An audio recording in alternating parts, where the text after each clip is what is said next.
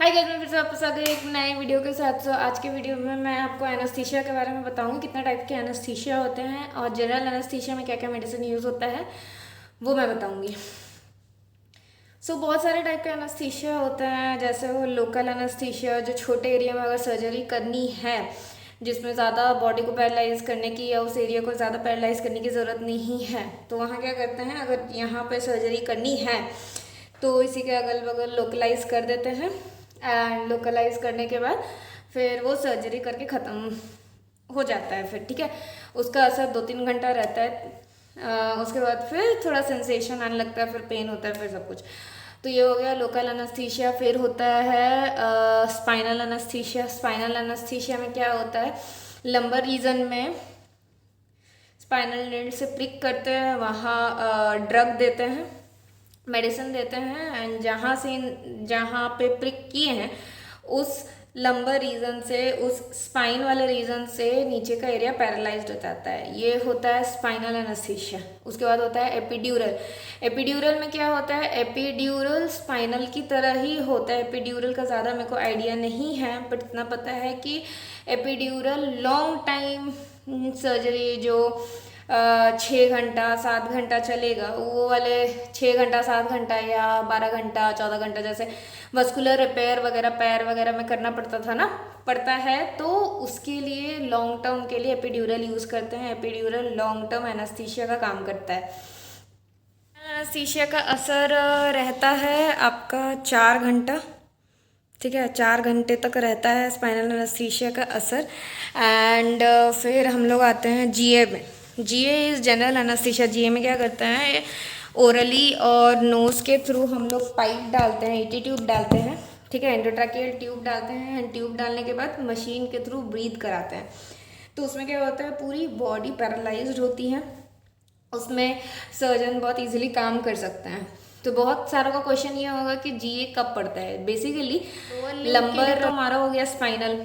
ठीक है, जब भी अपर लिम्ब का काम होता है, जैसे पेट का काम, चेस्ट का काम, हाथ का भी अलग होता है। ठीक है, जो भी अपर लिम्ब के ऊपर वाली सर्जरी होती है उसमें जीए लगता है। और बाकी जो अपर लिम्ब जो हमारा है, ठीक है, अपर लिम्ब के लिए ब्रेकियल ब्लॉक आता है। ठीक है, वो यहाँ पड़ता है, सम लैंडमार्क है यहाँ, तो वहाँ पड़ता है। ठीक है, तो 5 तरह के एनेस्थीसिया मैंने बता दिए हैं आपको। अब आते हैं जीए के मेडिकेशन के ऊपर। सबसे पहले अगर पेशेंट आ रहा है तो उसको वाइटल्स कनेक्ट कीजिए, बीपी कफ, वाइटल्स के लिए मशीन कनेक्ट कीजिए, BP cuff, pulse ox, and फिर ईसीजी एंड ऑल। कनेक्ट करने के बाद आईवी ड्रिप सबसे पहले स्टार्ट करना है।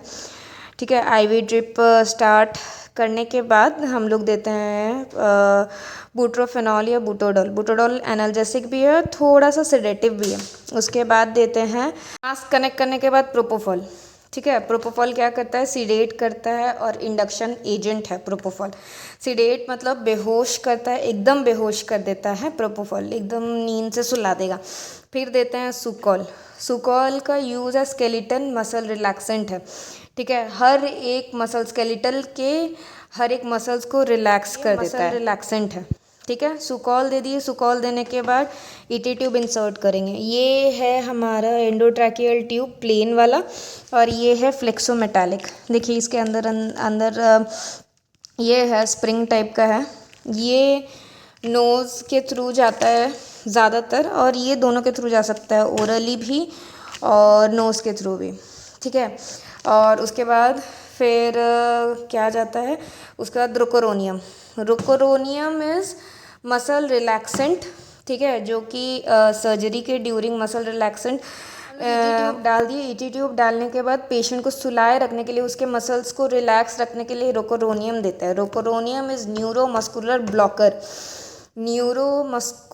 न्यूरोमस्कुलर ब्लॉकेज क्रिएट करता है rocuronium. And rocuronium ml wise उसका टाइमिंग डिवाइड रहता है, जैसे 1 ml देंगे तो कितना 15-20 मिनट चलेगा। बॉडी वाइज वो फंक्शन करता है, इसकी कैलकुलेशन मुझे नहीं आती है। फिर यहाँ आता है रिवर्सी सुगमाडेक्स। देखिए दोनों कंपनी अलग अलग है लेकिन कॉम्पोजिशन सेम है, तो हमेशा कॉम्पोजिशन से याद रखना है मेडिसिन।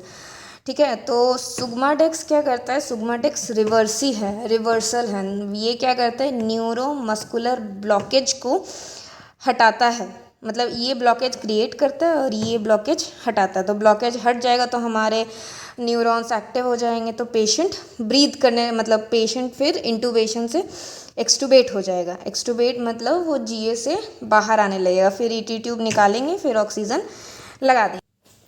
सो ये था जीए का मेडिसिन। आज के लिए इतना ही। नेक्स्ट वीडियो में मैं बताऊंगी असिस्ट कैसे करते हैं।